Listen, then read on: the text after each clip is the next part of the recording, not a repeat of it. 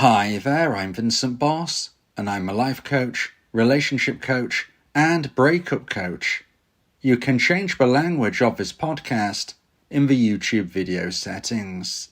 And in today's podcast, we're going to be discussing your ex hides any pain they feel.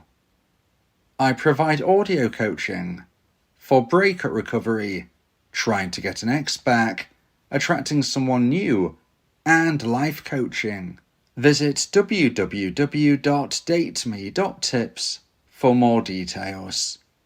Please check your spam and junk folders if you are expecting an email from me. Subscribe to my weekly support emails. The link is in the description.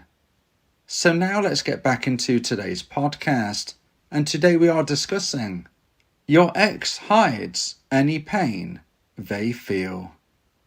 So if you have been dumped and want to try to get your ex back, you will likely assume they've got it easy. But what if actually they felt pain? In today's podcast, I'm discussing 3 points to consider about your ex-dumper hiding any pain that they feel.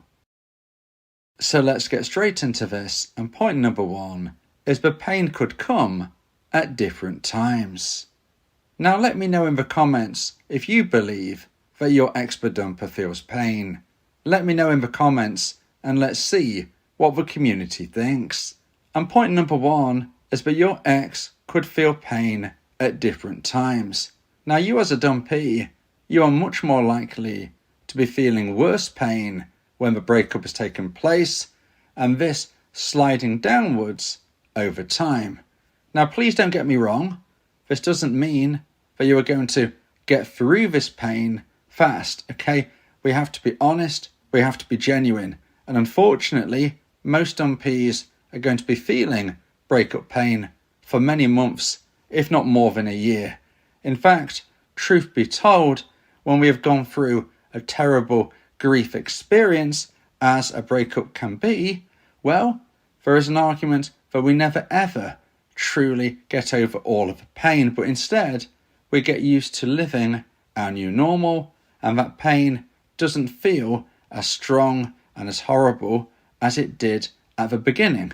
So just to clarify that once more, as a dumpee, you are much more likely to be feeling worse pain closer to the breakup, and as the months and years tick by, that pain is likely to lessen. It doesn't mean you're not feeling it, it just means it is likely going down on a sliding scale. But a dumper feels breakup pain differently. Your ex-dumper could be feeling sharp, agonizing breakup pain at various different times post-breakup. Now you might be surprised to know that it's quite possible that they are feeling pain just after the breakup took place. In fact, they may have been feeling pain before the breakup was even actioned. For agonizing over whether or not they should actually take this step, because firstly, they don't know for certain it's the right decision. Secondly, even if they do believe it's the correct decision, they know it is going to hurt you. And contrary to popular belief, most dumpers do not want to hurt their dumpee. Most dumpers don't want to put their dumpee through what they know they are about to. So there are a number of dumpers who are actually feeling pain before the breakup has even happened, let alone when it has taken place. The guilt associated with hurting someone that they might love, even if it's not necessarily in the romantic way that you hope for right now, they might still love you in other ways, and they feel awful about that taking place. Now yes, dumpers then generally move into the relief stage. Again, that's the reality. But it doesn't mean they haven't felt pain at the time of a breakup, as I said, even before the breakup. But further on, beyond the breakup, is where their pain can really be hit and miss, where nobody can quite predict exactly when it comes. Whereas for you as a dumpee, we can almost see this sliding scale, generally speaking. Your ex-dumper could feel this regret, this missing you, this feeling that they made a huge mistake months, if not years down the line. So their spikes of breakup pain could come at different times. And it's hugely important we recognise this when we speak about in today's podcast about how your ex-dumper hides any pain that they feel, because you as a dumpee might be totally oblivious to any of this going on. Your ex-dumper might be showcasing themselves, whether this is literally face-to-face with you, maybe you see each other due to having children with one another, maybe you work together, maybe you have the same social circle and you do see each other still. You might be oblivious to any pain and struggle they are going through by how they present themselves. Now, maybe you don't see your ex, but you see them on social media or you get updates, and again, there doesn't seem to be anything at all which suggests that they are struggling, but it can and it does happen. And like I said, whereas for you as a dumpee, you're not having it easy now, I'm sure, and I'm not saying that it's going to be a lot easier in a month or two's time, but what we can say with almost certainty is that as those months and years tick by, the pain is going to lessen somewhat. Whereas your dumper, their greatest breakup pain regarding this relationship and breakup with you could actually come at any moment. It could come tomorrow, it could come in 6 months, it could come in a year. These feelings and thoughts that they experience are down to their own lifestyle and also the way you behave as a dumpee. The way you behave can really pull on their intrigue, their wonder, and ultimately they're missing you. So if you live your life the right way, you can almost be the puppet master pulling the strings of how your ex feels. Now, I'm not suggesting it's a good thought to be thinking, yes, I'm making my ex-dumper feel pain. No, we don't want to be doing that. We want to be living a positive life. And if this means that they actually feel pain because they miss you, well, that is a byproduct of it. You're not being horrible. You're just living your best life, being as attractive as you can be. And if they miss you due to that, well, that is just how things are. It's not you being an evil person. It's just you being the best person that they recognize that they now want back in their life. So now let's get into point number 2 and the second point of today's podcast. Please give this video a like and let me know your thoughts in the comments. If you like my content, subscribe to the channel to keep updated. And point number 2 is pride and embarrassment. So in today's podcast, we're discussing about how your ex-dumper hides any pain that they feel. And point number 2 is a real great explanation as for why this might be the case. Why might your ex-dumper be hiding this pain that we have spoken about that they might be feeling before, during, or many months or years after the breakup? Well, we can summarize it generally in 2 words: pride and embarrassment. Now, pride could be the fact that they don't want to be seen as someone who is struggling. They might be someone who is really struggling for whatever reason in their life, but they want to showcase themselves as someone who has got it all together, especially when they've made a huge decision, a decision that they know has hurt you. But not only that, it could have split up a friendship group. There could be families who no longer speak with one another.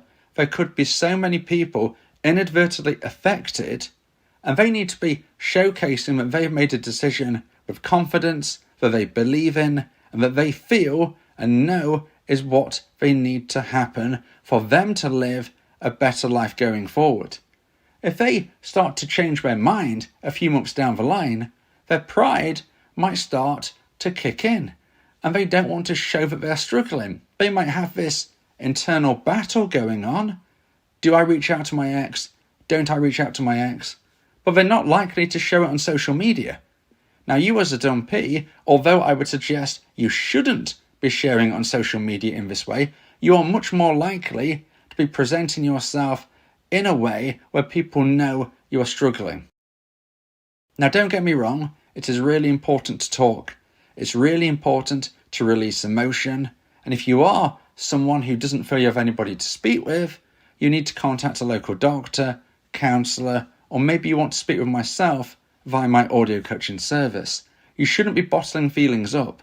However, you also, in my opinion, shouldn't be putting them online, contacting your ex, or doing anything which could give your ex the power in thinking that you need them in any kind of way. Because if you were to live your life in a way where they start to believe that they are all powerful, even if that is not the intention, they are not likely to have romantic attraction regrow for you. Instead, they're likely to feel pity. And pity is not romance. So we don't want them to be feeling that, and hence I don't suggest you go on social media and type out those sad song lyrics. But the point being is that you are more likely to. Dumpees are much more likely to represent how they are feeling online and speaking with other people, because everybody knows they have been dumped. Everybody knows they are struggling. And as a dumpee, you don't have anything to hide, so to speak. It wasn't a decision you made. You have just been put in a horrible position where you feel rejected. Now, your ex-dumper, on the other hand, they made the choice. They made this decision. This is on them. And now they're going to change their mind? Well, this is where that pride might prevent them from telling people how they're really feeling. That and the embarrassment. The embarrassment plays a huge role as well. The feeling of I can't imagine what my friends or family, or more importantly, my ex's friends or family are going to think. If now I've changed my mind, how could I ever face them after what I have done? All of these things and more can really pull on your ex's mindset. They need to be seen as if they've made a decision which was right for them at the time and right for them now. They're not giving themselves the opportunity to really think, well, we do change our thoughts and feelings. Our thoughts, feelings, and words are in the moment. We can't predict how we're going to be feeling and what we want to say months from now. They don't really consider that. I'm not saying that you should be feeling sorry for them, but I'm just saying it is the truth. We do evolve our thoughts. I do, they do, you do, we all do. The way you feel about your ex now isn't necessarily how you're going to be feeling in 6 months' time. And the same goes for how they feel about you. So they shouldn't really feel embarrassed about possibly changing their perspective. But they do. And this is for one of the main reasons that they will be hiding their thoughts and their feelings. So if you don't believe your ex is showing any sign of pain or suffering, it doesn't mean that it's true. It doesn't mean that they're not feeling anything. The reality is they no doubt are.